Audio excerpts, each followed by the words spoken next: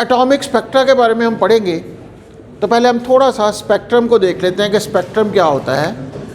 Spectrum का मतलब ये होता है कि अगर हम लाइट को कंपोनेंट कलर में डिवाइड कर सकें तो जो हमारे पास रिज़ल्ट आता है उसको हम स्पेक्ट्रम का नाम देते हैं। स्पेक्ट्रम बेसिकली 3 तरह के लिए जाते हैं। स्पेक्ट्रम हमने कहा कि डिवाइड करना लाइट को इनटू इट्स कंपोनेंट कलर, और इसके 3 टाइप्स हो सकते हैं। एक को हम कहते हैं continuous spectrum,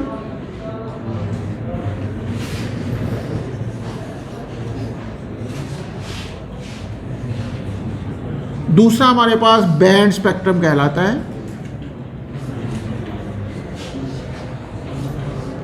and the third one is line spectrum.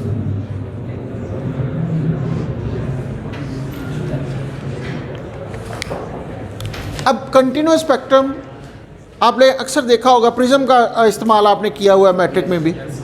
Prism के ऊपर जब लाइट पड़ती है तो वो उसके कंपोनेंट्स बनते हैं। विजिबल लाइट लाजमी तौर पे आप देख सकते हो, तो विजिबल लाइट के 7 कलर्स बनते हैं, लेकिन वो सातों के सातों कलर इस तरह नहीं नज़र आते आपको कि आप बता सकें कि यहाँ पे रेड कलर ख़त्म हुआ है, उसके अगला ऑरेंज कलर यहाँ से स्टार्ट हो रहा है, या ब्लू कलर कहाँ पे ख़त्म हो के उसके अगला कलर येलो स्टार्ट हो रहा है। तो इसका मतलब ये है कि एक की बाउंड्री जहाँ पे ख़त्म हो रही है वहाँ पे हमें कोई डिस्टिंक्शन नहीं नज़र आती। दूसरे लफ्ज़ों में, जहाँ पर एक कलर ख़त्म हो रहा होता है उससे पहले ही दूसरा कलर शुरू भी हो रहा होता है, बाउंड्रीज आपस में फ्यूज़ होती हैं। ऐसी सूरत में हम उसको कंटिन्यूअस स्पेक्ट्रम का नाम देते हैं। आप आम विजिबल लाइट का स्पेक्ट्रम जब देखते हैं with the help of prism, तो वो हमारे पास कंटिन्यूअस स्पेक्ट्रम नज़र आता है। अब ब्लैक बॉडी रेडिएशन में आप लोगों ने एग्जाम्पल के तौर पे देखा था कि उसके अंदर हर तरह की वेवलेंथ मौजूद होती हैं। जब आप नोट करते हैं उसका स्पेक्ट्रम, अगर आप गौर करें तो कुछ इस तरह का स्पेक्ट्रम आया था हमारे पास। अब ये जो स्पेक्ट्रम था, इसका मतलब इसमें तमाम वेवलेंथ मौजूद हैं, तो इसको हम कंटिन्यूअस स्पेक्ट्रम कह सकते हैं कि दरमियान में कोई ब्रेक नहीं आ रही कि हम ये कह लें कि फलां वेवलेंथ मिसिंग है। तो ये हमारे पास कंटिन्यूअस स्पेक्ट्रम कहला सकता है। अब दूसरा हमारे पास है बैंड स्पेक्ट्रम। बैंड का मतलब क्या होता है कि हमारे पास डिफरेंट वेवलेंथ्स एक बैंड के ग्रुप्स की सूरत में नज़र आए। हम ये सपोज कर लें कि हमारे पास इस तरीके से डिफरेंट बैंड्स नज़र आएंगी स्पेक्ट्रम की, लेकिन ये बैंड इटसेल्फ मल्टी वेवलेंथ हो सकती हैं, मोनोक्रोमेटिक नहीं होती। यानी ये एक कलर, ये दूसरा कलर, दरमियान में गैप नहीं होता, बल्कि एक कलर के अंदर भी मल्टीपल कलर्स होते हैं। तो इस वजह से हम उसको बैंड्स का नाम देते हैं।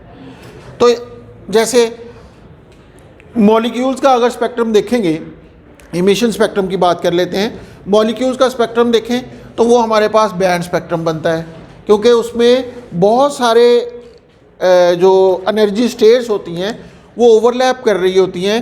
एक एनर्जी लेवल दूसरे एनर्जी लेवल के बहुत करीब होता है, तो वो group of closely packed lines बन जाती हैं। तो ये हमारे पास बैंड स्पेक्ट्रम कहलाता है, जैसे हमने एग्जांपल दे दी मॉलिक्यूलर स्पेक्ट्रम है। इसके अलावा जो हमारे पास शार्प लाइंस की सूरत में हमारे पास डिफरेंट वेवलेंथ्स नज़र आएँ तो उनको हम लाइन स्पेक्ट्रम का नाम दे सकते हैं। आमतौर पे ये डायफ्रैक्शन ग्रेटिंग का इस्तेमाल किया जाता है, और जितना अच्छा डायफ्रैक्शन ग्रेटिंग होगा, यानी उसकी रेजोल्यूशन जितनी अच्छी होगी, हमारे पास जो गैप होता है 2 लाइंस के दरमियान उतना ज़्यादा वाज़े या बढ़ जाता है। जैसे कि एटॉमिक स्पेक्ट्रा होता है, तो लाइन स्पेक्ट्रम की सूरत में हमें इस तरीके से डिफरेंट वेवलेंथ्स की लाइट नज़र आती हैं, और ये लाइन उस वक्त नज़र आती हैं जब हमारे पास जो स्लिट होती है जिसमें से लाइट आ रही होती है, that is in the form of line. यानी वो स्लिट एक रेक्टेंगल की सूरत में हो, बहुत नैरो किस्म की रेक्टेंगल हो, तो उस सूरत में हमें लाइन की सूरत में नज़र आएगा। इस वजह से हम इसको लाइन स्पेक्ट्रम कहते हैं। तो बेसिकली डिस्क्रीटनेस ज़्यादा वाज़े होती है यहाँ पे, तो ये हमारे पास लाइन स्पेक्ट्रम। और atom shows the line spectrum. लेकिन एक चीज़ याद रखनी है कि एटम से जो लाइट आ रही है वो अगर हम प्रिज्म के ज़रिए उसको स्प्लिट करने की कोशिश करेंगे तो वो हमें कंटिन्यूस स्पेक्ट्रम ही नज़र आएगा। तो इसका मतलब ये हुआ कि लाइन स्पेक्ट्रम को देखने के लिए resolution should be very high. समझ आ गई? जी बेटे, आप बताएंगे ज़रा, बताइएगा कौन कौन से स्पेक्ट्रम की टाइप्स हैं? हाँ हाँ, वेरी गुड, शर्म करो कुछ। तो ये तो बात होगी हमारे पास एटॉमिक स्पेक्ट्रा की, सॉरी स्पेक्ट्रम क्या होता है। अब स्पेक्ट्रम को हमने कहा कि light emitted from some source, उसको हमने स्प्लिट किया इनटू इट्स कंपोनेंट वेवलेंथ्स, तो हमारे पास स्पेक्ट्रम हासिल हो गया। स्पेक्ट्रम को स्टडी करने की फिज़िक्स की ब्रांच को हम स्पेक्ट्रोस्कोपी का नाम देते हैं। यानी स्पेक्ट्रम को स्टडी करना कि उसके कंपोनेंट कलर्स को या कंपोनेंट वेवलेंथ को स्टडी करना, उसके मुताबिक मुख्तलिफ जगह पे उसको अप्लाई करना, ये क्या कहलाएगा? स्पेक्ट्रोस्कोपी। तो spectroscopy is the branch of physics which deals with the spectrum. तो स्टडी ऑफ स्पेक्ट्रम को हम स्पेक्ट्रोस्कोपी का नाम देते हैं। अब उसके बाद हम अगर एक आम स्पेक्ट्रम की बात करें तो अब जब हम एटॉमिक स्पेक्ट्रा की बात करें तो उस सूरत में एटम का स्पेक्ट्रम हासिल कैसे होगा, यानी एटम में से लाइट आएगी कहाँ से। अब तो हम चूँकि ऑलरेडी बोहर्स थ्योरी को थोड़ा बहुत जानते होते हैं, इसलिए हम कह सकते हैं कि एटम के अंदर हर इलेक्ट्रॉन अपने स्पेसिफिक ऑर्बिट में रिवॉल्व कर रहा होता है। जब भी उसको मौका मिलता है, एनर्जी गेन करता है, वो हाई एनर्जी स्टेट में चला जाता है, और अगर वो उसको मौका मिलता है जैसे ही हाई एनर्जी स्टेट से वो वापस लो एनर्जी स्टेट की तरफ आता है, तो इमिशन ऑफ लाइट होती है। अब वही लाइट हमारे पास हासिल हो रही होती है इमिशन स्पेक्ट्रम की सूरत में। अब अगर हम उसको एक सोर्स के ऊपर सोर्स ऑफ या आप इस तरह समझ लें कि आपने केमिस्ट्री में आप लोगों ने कोई एक्सपेरिमेंट किया है, वो फ्लेम टेस्ट वगैरह किया है कोई? चले, मतलब शायद मैट्रिक में या कहीं। अगर आप चले इस तरह करते हैं कि किसी चीज़ को जलाते हैं ना, तो बाज़ औक़ात ख़ास कलर की आग निकलती है उसमें से। वो डिपेंड करती है उसकी एक्साइटेशन और डी एक्साइटेशन स्टेट के ऊपर। तो यहाँ पे जब हम मरकरी और सोडियम लैम्प, मरकरी लैम्प और सोडियम लैम्प को लें, मरकरी वेपर्स की सूरत में जब उसको हीट अप किया जाता है, उसके बाद एक्साइटेशन और डी एक्साइटेशन होती है, वहाँ से जो इमिशन होती है वो और कलर की होती है। सोडियम लैम्प इस्तेमाल कर लें, यानी जिस तरह ये बल्ब होता है, हम इनकैंडिसेंट बल्ब होता है, इसकी बजाय हम सोडियम वेपर्स की मदद से एक्साइटेशन और डी एक्साइटेशन की मदद से लाइट हासिल कर रहे हो, तो वहाँ पे जो लाइट हासिल होती है वो और कलर की होती है। तो इट मीन्स कि हमारे पास जो डिफरेंट कलर्स वो करेक्टरिस्टिक्स शो करते हैं किसी ख़ास एटम की। तो इसी स्टडी को हम स्पेक्ट्रोस्कोपी के अंदर देखते हैं। तो स्पेक्ट्रोस्कोपी की मदद से हम सिर्फ स्पेक्ट्रम को देख के एटम के बारे में बहुत सारी इंफॉर्मेशन हासिल कर लेते हैं। तो यही काम हमने यहाँ पे करना है। अब स्पेक्ट्रम को स्टडी करने, जो आपका सिलेबस के अंदर जो पहला टॉपिक होगा वो तो है बोहर्स एटॉमिक मॉडल के हवाले से, लेकिन उससे पहले हम थोड़ा सा पढ़ लेते हैं कि हमारे पास अगर स्पेक्ट्रम ऑफ हाइड्रोजन को स्टडी करें तो एक जनरल फार्मूला है 1/λ is equal to R।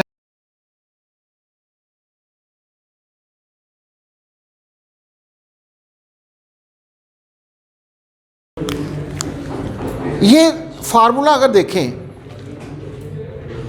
Basically ये लेमैन ने सबसे पहले इसको बताया था, तो इस वजह से हम इसको लेमैन सीरीज़ का नाम देंगे। सीरीज़ हम किस लिए कहेंगे कि इसके मुताबिक अगर n की वैल्यू 2, 3, 4, 5 एंड सो ऑन हो, तो उस सूरत में 1/λ से हमें लैम्डा की वैल्यू हासिल होगी लाजमी तौर पे। n की वैल्यू जब 2 करेंगे तो रिज़ल्ट और होगा, n की वैल्यू 3 करेंगे रिज़ल्ट और हो जाएगा, n की वैल्यू 4 करेंगे रिज़ल्ट और हो जाएगा, क्योंकि ये तो फिक्स है ना।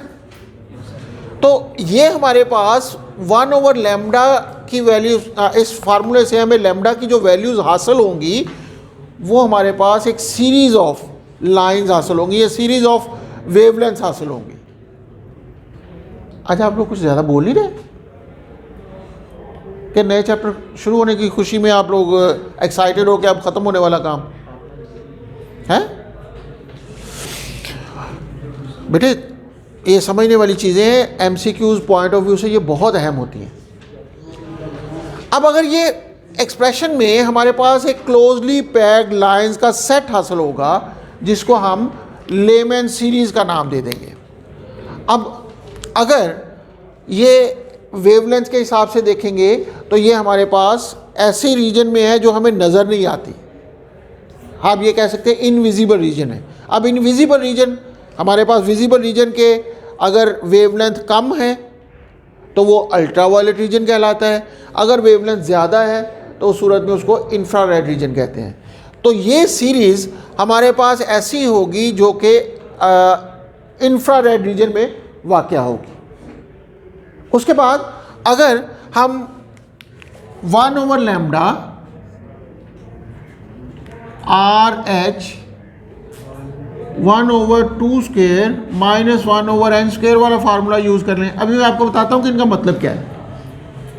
तो उस सूरत में हमारे पास एक और वेवलेंथ हासिल होगी जिसको हम बामर सीरीज़ का नाम देंगे। अब वो सेट ऑफ वेवलेंथ जो हमें हासिल हो रहा है इस फार्मूले से, ये विजिबल रीजन में होता है। उसके बाद अगर तीसरा फार्मूला 1/3² - 1/n² लें और ये n की वैल्यू इससे हमेशा 1 से ज़्यादा से स्टार्ट करेंगे हम, यानी ये 2 से स्टार्ट करेंगे, ये 3 से स्टार्ट करेंगे। अगला हमारे पास 1/3² - 1/n² करेंगे तो n की वैल्यू 4 से स्टार्ट करते हुए आगे की तरफ जाएंगे, और इसी तरीके से 5 वाली भी। तो ये जैसे हमने कहा लेमैन सीरीज़ है, ये बामर सीरीज़ है, इसी तरह पास्टन सीरीज़ है, फंड सीरीज़ है, दरम्यान ब्रैकेट सीरीज़ भी आएगी। लेमैन सीरीज़, बामर सीरीज़, उसके बाद पास्टन सीरीज़, फिर ब्रैकेट सीरीज़ और फिर फंड सीरीज़ आ जाएगी। तो ये हमारे पास 5 सीरीज़ हैं जो यहाँ पर चेंज करने से हासिल हो रही हैं। अब हम देखते हैं कि ये है क्या असल में। अभी तक हमें ये नहीं पता चला कि हम 1 ले रहे हैं, 2 ले रहे हैं, इसका मतलब क्या है, n का मतलब क्या है। हम ये कहते हैं कि जब एटम की बात करते हैं तो एटम के सेंटर में एक न्यूक्लियस होता है, ऐसा ही है, उसके गिर्द इलेक्ट्रॉन रिवॉल्व कर रहे होते हैं इन पर्टिकुलर ऑर्बिट्स। अभी चूंकि हमने बहुत थ्योरी पढ़नी है इसलिए मैं बहुत ज़्यादा डिटेल में नहीं इसको कह रहा, लेकिन हम ऑलरेडी जो इतना नॉलेज हमारे पास है उसके मुताबिक हम ये जानते हैं कि बोहर ने ये इस तरह कहा था। तो अब ये हमारे पास जो नंबर ऑफ ऑर्बिट है जिसको हम एनर्जी लेवल बाद में कहेंगे, इनकी वैल्यूज़ होती हैं 1, 2, 3, 4 और लाजमी तौर पर इससे आगे जो आएगा 5 आ जाएगा, इससे आगे 6 आ जाएगा। ये हमारे पास एनर्जी लेवल्स कहलाएंगे। अब पहली सीरीज़ हासिल होती है हमें जब पहले शेल के अंदर ट्रांजिशन हो रही होती है। इसमें लाजमी तौर पे पहले शेल में जंपिंग होगी इलेक्ट्रॉन की, तो कम से कम दूसरे से तो होगी ना, तीसरे से, चौथे से, पांचवें से, छठे से एंड सो ऑन। तो इस सूरत में जो वेवलेंथ हासिल होती हैं उनको हम इस सीरीज़ में ले आते हैं, लेमैन सीरीज़ में। इसी तरह जब ये हमारे पास सेकेंड ऑर्बिट के अंदर ट्रांजिशन हो रही होती है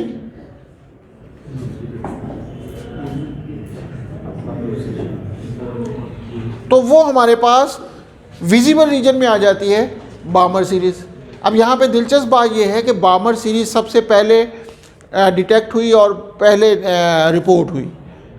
रीज़न विजिबल थी ना, इसलिए फौरी तौर पे ऑब्ज़र्व हो गई या आसानी से ऑब्ज़र्व हो गई।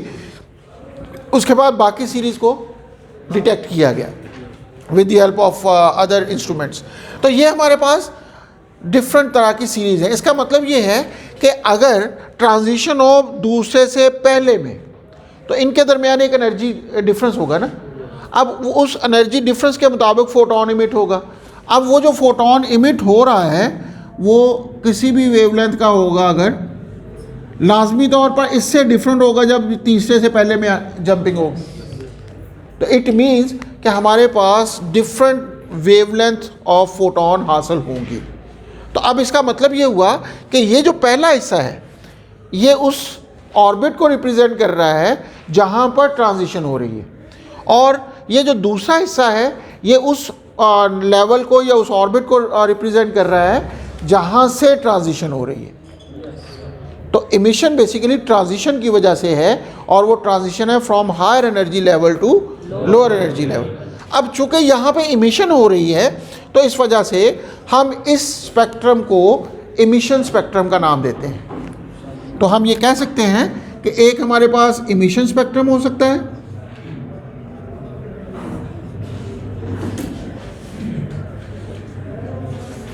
और इसके अलावा एक एब्जॉर्प्शन स्पेक्ट्रम भी हो सकता है।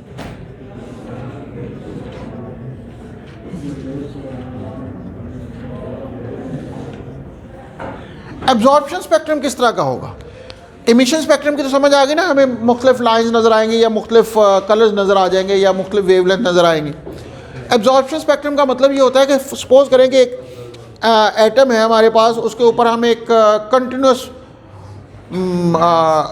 वेवलेंथ ऑफ लाइट उसके ऊपर फॉल करते हैं। हमारे पास हम वाइट लाइट उस पर डालते हैं, जब वो वाइट लाइट उस पर गुजरने के बाद आगे हासिल होती है तो उसमें से कुछ वेवलेंथ गायब होती हैं, कि जिस तरह यहाँ से जंप करके यहाँ पे आने के साथ एक फोटोन इमिट होता है ना, तो यहाँ से जंप करके इधर भी जा सकता है, लेकिन कब जाएगा? जब एब्जॉर्प्शन होगी, और एब्जॉर्प्शन की सूरत में वो एक पर्टिकुलर वेवलेंथ को ही एब्जॉर्ब करेगा। वो हम आगे बोहर्स थ्योरी में जाके देखेंगे। तो ऐसी सूरत में वो जो गायब हो जाती हैं वेवलेंथ, उसका मतलब होगा वो एब्जॉर्प्शन स्पेक्ट्रोस्कोपी कहलाएगा, या वो स्पेक्ट्रम एब्जॉर्प्शन स्पेक्ट्रम कहलाएगा। समझ आ गई बात?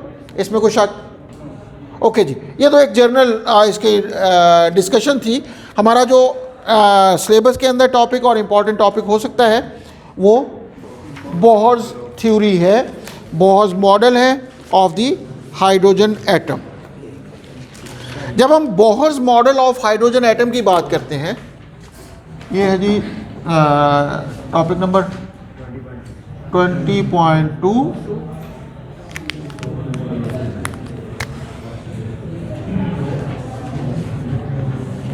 Bohr's model. अब basically this is the Bohr's model of hydrogen atom. Hydrogen atom इसलिए हम यूज़ करते हैं कि it is the simplest atom, या बोहर ने इसी वजह से इसको सामने रखते हुए मॉडल डिवाइस किया कि ये सिंपलेस्ट, जिसमें एक प्रोटॉन है, उसके इर्द गिर्द एक इलेक्ट्रॉन रिवॉल्व कर रहा है। अब इस वजह से इसको एक्सप्लेन करना या बयान करना ज़रा आसान है। तो बोहर ने अपना एटॉमिक मॉडल, अच्छा बोहर का एटम मॉडल से पहले भी कोई मॉडल था? रदरफोर्ड था, उसके से पहले भी था कोई? हाँ, जे थॉमसन। एटम रदरफोर्ड से इसने एक्सप्लेन करने की कोशिश की, उससे पहले भी मॉडल पेश होते रहे। पहले ये सपोज किया जाता था कि एटम शायद कोई ऐसा पार्टिकल है जिसमें इलेक्ट्रॉन भी मौजूद हैं, जिसमें प्रोटॉन भी मौजूद हैं, वो जस्ट एक स्फेरिकल बॉल की तरह कोई चीज़ है। बाद में रदरफोर्ड ने इसको आइडिया दिया था कि नहीं, असल में सेंटर पर न्यूक्लियस है। वो उसका जो स्कैटरिंग एक्सपेरिमेंट था ना, गोल्ड फॉयल एक्सपेरिमेंट जिसको हम कहते हैं, उसकी मदद से उसने ये बताया कि यहाँ कहीं ना बहुत सॉलिड किस्म का बड़ा पॉजिटिवली चार्ज न्यूक्लियस है, उसके इर्द गिर्द खाली जगह हैं जिसमें से वो हीलियम पार्टिकल गुजर जाते हैं और जो सेंटर वाला है उसको स्कैटर कर देता है। हुए जैसे कि अगर इलेक्ट्रॉन रिवॉल्व कर रहे हैं अराउंड द न्यूक्लियस, तो फिर उसको चाहिए कि वो मुसलसल एनर्जी रेडिएट करे, because when ever A charge particle is accelerated, circle में मूव कर रहे हैं ना, एक्सेलरेट तो हो रहा है, सेंटीमीटर एक्सेलरेशन तो है, तो it should radiate energy continuously. लेकिन जो एटम के अंदर से एनर्जी रेडिएट होती थी वो कंटिन्यूस नहीं थी, तो मसला हो गया कि फिर इसका क्या किया जाए। तो रदरफोर्ड ने थोड़ी सी चालाकी की, उसने ये कहा कि असल में होता ये है कि सेंटर पर एक न्यूक्लियस है, उसके गिर्द charge particle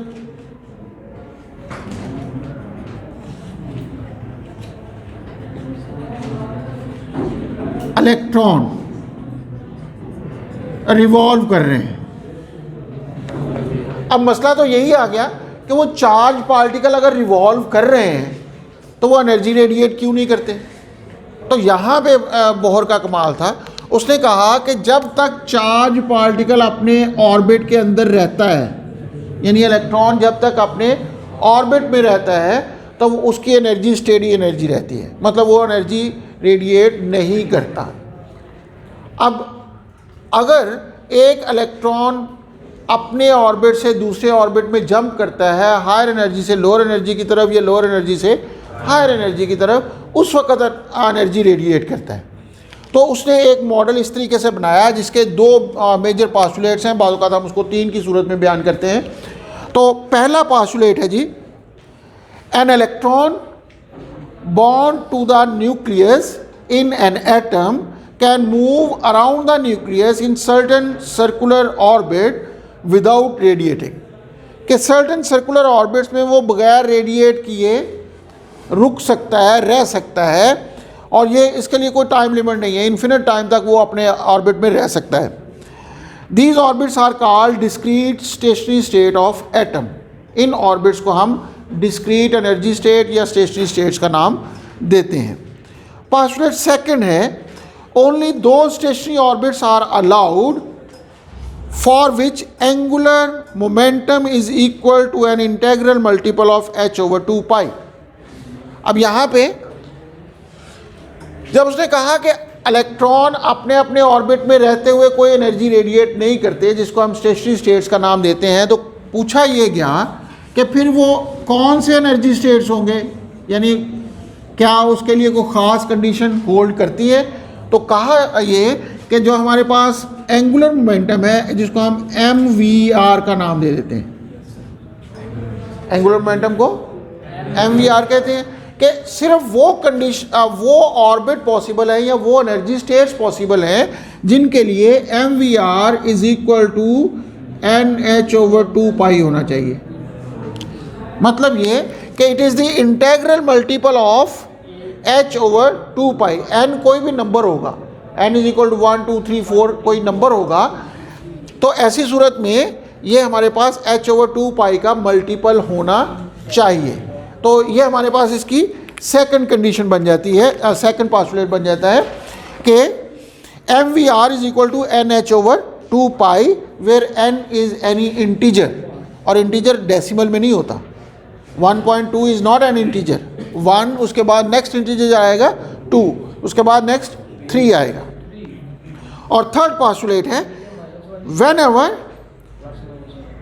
whenever an electron make a transition, that is jump from high energy state En to lower energy state Ep, a photon of energy hf is emitted so that hf is equal to En minus Ep। मतलब ये कि अगर एक electron यहाँ से jump करके इसमें आता है, ये अगर nth एनर्जी स्टेट है, ये pth एनर्जी स्टेट है, तो उस सूरत में रिजल्ट हमारे पास क्या आएगा, there must be emission of energy in the form of a single photon. एक जंप की सूरत में एक फोटोन इमिट होगा।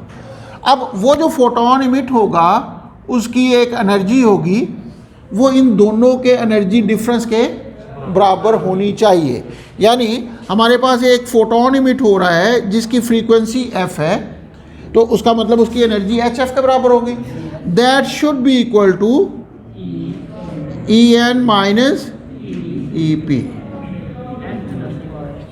यानी वो nth एनर्जी लेवल से pth एनर्जी लेवल, यानी इनिशियल हायर एनर्जी लेवल से लोअर एनर्जी लेवल की तरफ जो जंप करेगा, तो हमारे पास ये एक फोटोन इमिट करेगा जिसकी सर्टेन फ्रीक्वेंसी होगी hf, और लाजमी तौर पे अगर फ्रीक्वेंसी है तो उसकी वेवलेंथ भी तो होगी ना, तो हम hc/λ भी कह सकते हैं, तो वहाँ से वेवलेंथ भी कैलकुलेट कर सकते हैं। क्योंकि स्पेक्ट्रम को हम आमतौर पे स्टडी करते हैं with the help of wavelength, परेशानी की बात नहीं है, इससे निकल आएगी। तो ये हमारे पास इसके 3 पोस्टुलेट हैं।